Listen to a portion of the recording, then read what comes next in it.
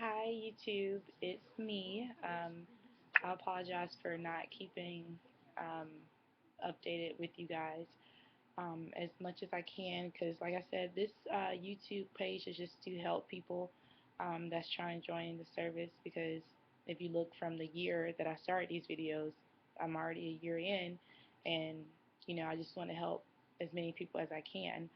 So I've been here. I've been at my permanent duty station, which is at Keesler, for let's see, I got here in June, July, August, September, October, November. So about 5 months I've been here, and yeah, so far so good. I mean, it's all about adjustment, and I'm learning every day that the military is all about adjusting. You're gonna move constantly. Like, I got used to Texas, but now I'm in Mississippi. And at first, when I got here, like my other video said, I'm from South Carolina, so it's a different type of South. But I'm starting to like it. New Orleans is an hour away, but I just wanted to just give you guys a quick update. I apologize if I can't if I'm not responding to your comments or your questions or your concerns as soon as you guys would like. I'm gonna start doing better with that. I'm still kind of new to this whole YouTube thing. I just want to post videos, and I'm trying to reply, but I don't know what's going on with that. I'm gonna figure it out. But I'm gonna try to get to them tomorrow since we have Monday off for Veterans Day. So shout outs to all the veterans that's out there. Okay, so this video I'm going to talk a little bit about getting involved with different things on base when you do become permanent party. Like I said, I've been here for 5 months and I've already been volunteering for different events. I've been volunteering at the retirement home um, that we have down here. I've been doing 5Ks, like 5K runs for breast cancer, just anything that you see that's coming up. Just try to get involved. Like I said, I only been here for 5 months and already finished. As 4 and 0, you will have six, six volumes, six, six volumes of CDCs. They give you 6 months to finish those, but are some people take longer than 6 months. But after you finish your CDCs, that's when you can start classes. And CDCs, I'm gonna warn you guys, they're very boring. It's like tech school and books and books. And for 4Ns, there's we get them as a book of three. So you get set A and set B. I finished set A in my 3 month period, which is awesome because I've only been here for 5 months and already finished half of my CECs. So now I'm working on set B. And so after I finish set B, there's a test on set A, and if you make a 90 or above, you get a day off of work and a coin. You get coin, which is awesome. Unfortunately, I made an 89, so we all know how that goes. For me, like I said in my other videos, I'm not a test taker. Um, I went to college, I went to classes, took tests, but Air Force is about tests. Not saying that if you're not a test taker, you can't make it, because trust me, you can make it.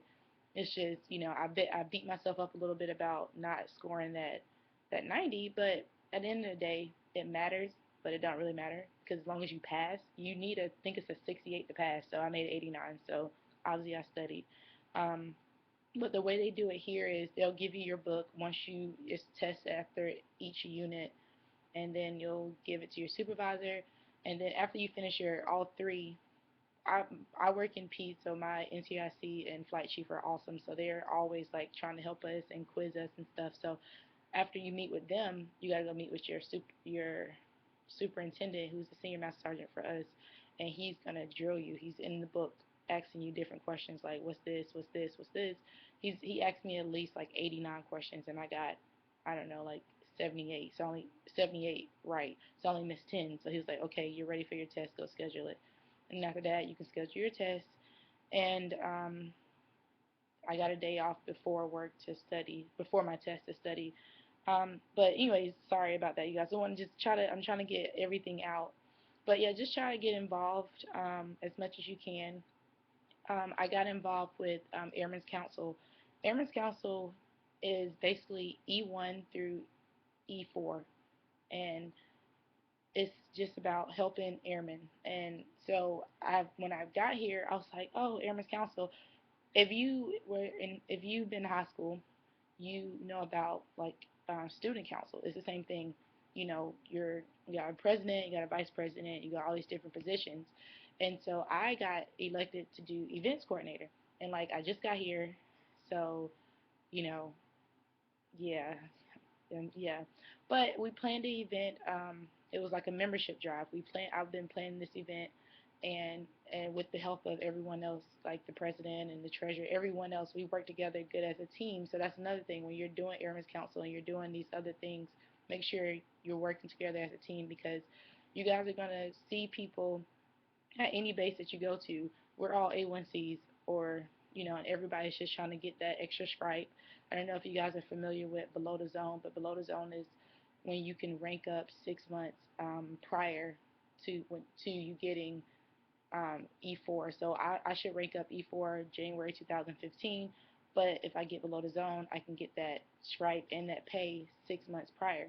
But you'll be competing with everyone in the hospital um, during your time frame. And so Airman's Council is a great bullet for your EPR, and I'll make another video explaining what EPRs and bullets are. But yeah, they're just like basically keep everything that you do in tech school, whether it's like volunteering at anything, keep bullets. If you're a rope in tech school, keep your bullets. So when it's time for you to get put up for below the zone, you have everything written out for your NCIC or flight chief to look at. So Airmen's Council, our event, it went really good. A lot of people here, they look at, oh, Airmen's Council, don't want to go to that. And, I can understand, but as an event coordinator, I'm trying to just make it, you know, so everyone can just enjoy themselves and, just have a good time. So as an event coordinator, it's a lot of work because you're constantly trying to think of ideas and everything else to, like community service events, just events in general. So, but the bright side of that, I just want to let you guys know that I did get my first coin. It was from a first sergeant, and it just says, First Sergeant Award of Excellence, Outstanding Performer. And this is my first coin that I received outside of basic training. We all get the Airman's coin, but this is my first coin that I've gotten. And I know people that have gotten, a lot of coins as A1Cs, but this was just a really proud moment for me because he said, hey, who's responsible for this? And I said, well, we all did it as a team, which make sure you always say that because no one does anything by themselves. Like, so, and he was like, but I told him, I said, I'm the events coordinator, so, I was working. He coined me, and he said, who else do you think was working hard? And I also told him, and she got coined as well. So, I just wanted to share that with you guys. I'm going to try to keep every milestone that I get here, um, you know, on YouTube. So far, I just went to New Orleans today, so that was pretty awesome. I've been before, but they have, when you guys get to your base and you're a single airman, they're going to have different events depending on where you live. So I'm only an hour away from New Orleans, so um, they had this like little cruise boat ship thing. It was free. You just met up, you signed up, you met up at the auditorium, and they took you and they let you go out. We ate, we didn't have to stay as a group, but we ate and we did whatever, and then we came back and did a cruise. So that was pretty awesome. I'm a little tired, so I'm sorry if my voice is a little scratchy, but dorm life isn't bad. I know I said before, I'm 23, I have a degree, and I'm like, when I first got here, I was like, ill, the dorms. I lived in dorms in college. I just want my own apartment again because I had that before I came in, but honestly, it's getting better. Ever since Hurricane Katrina, like I said, they renovated our dorm. So my dorm is awesome. I have if you ladies out there concerned, I just know this for the Air Force. Now Army, I don't know if you can do all this, but as you guys see, like I got mirrors on the wall, I got my degree up there, I got a pink rug, I got a big old TV. Like you can, they want you to make your dorm feel like home. So that's what I did.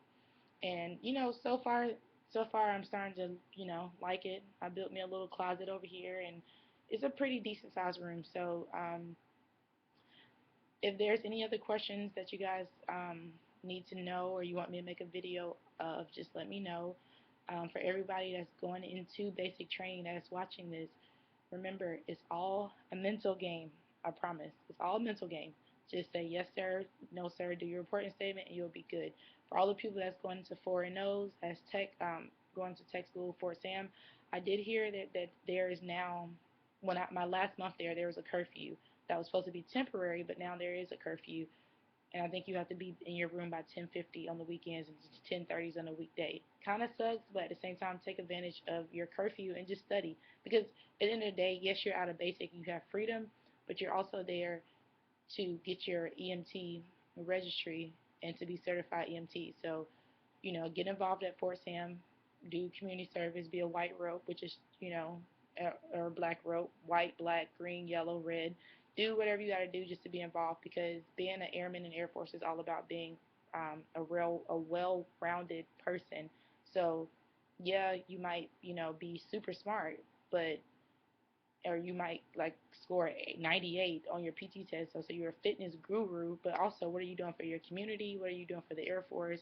And how are you bettering yourself? So like I said, with these CDCs, after my CDCs are over, I'm going to start working on my nursing, because I do want to be a commissioned officer. So hopefully you guys will see me talking about that soon. But the Air Force do like for you to try to get your CCAF, which is your uh, what is it, the Community College of the Air Force. And for us as four N's medical, your associate degree would be in applied health sciences. So you can cut majority of your classes. For me, because I already had a degree and because of tech school, I only needed 2 classes to get my CCAF. So I'm already a step ahead of a lot of people that you know need more classes. And I clept one. I scored I think you had to score like a 69, and I made a 69. And I told you I'm not a test taker, but I passed. I got 3 college credits, and then I'm going to take another one probably next week, just to go ahead and knock that out. And so after I finish my CDCs and I finish my CCAF, I will be talking to the commissioning lady about working on my sciences, because when I was in college, I did communications, and we didn't have to take as many sciences as nursing, so I avoided math and science as best as I can. But I really need like a microbiology, anatomy. So it's probably by January I'm going to be starting taking classes and doing that. And also, guys, take advantage of the free things that you have on base. For example, the bowling alley, the car lobby shop, anything that's trying to improve your quality of life, take advantage of it, because the Air Force, the military in general, budget cuts, for I think it's 4 lows. I don't know, you guys. Military shutting down, some government shutting down. Even though we still got paid during the government shutdown, a lot of our things like the DFAC has shorter hours. They're cooking the same food. Like our arts and crafts place was closed. Like, just take advantage of it while you can. So if you have tuition assistance and you finish your CDCs, go ahead and knock some classes out, because sooner or later, if the government shuts down again, they're gonna cut TA, and that's what they did last time. We couldn't take CLEPs, we couldn't go to school for that period that the government was shut down. So if you're looking at this and you're just like, I finished my CCs and I mean, maybe I should start working on my CCAF, you know, and just go ahead and knock that out while it's free. Also, I know someone asked me a question about commissioning as an officer, and is it okay to just have your associate degree? No, as an officer, you will have to have your bachelor's degree in whatever you're commissioning in, or but you have to have a bachelor's degree to be an officer. So, um, yeah, and I'm gonna try to answer questions as much as I can, you guys. So, if y'all have any more questions, just write me or inbox me or whatever, and I can make a video about it. Okay, I'm going to sleep. Have a good night. Bye.